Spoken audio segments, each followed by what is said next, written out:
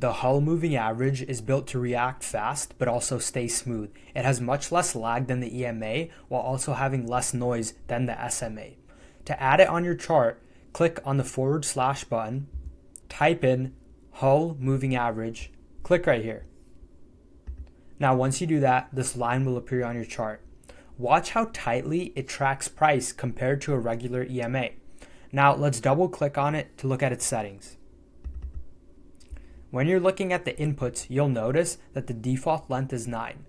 9 is typically for short term, 50 for swing context, 200 for major trend. Let's see how 200 looks. Now use it the same way you'd use any other moving average. Price above the line, trend is up, price crosses below and the line turns down, trend is flipping. To make this even better, you can pair it with a slower 200 SMA as a trend filter and only take Hull signals that match the 200 SMA direction. It helps you cut out the noise. Other than that, have a great day, guys.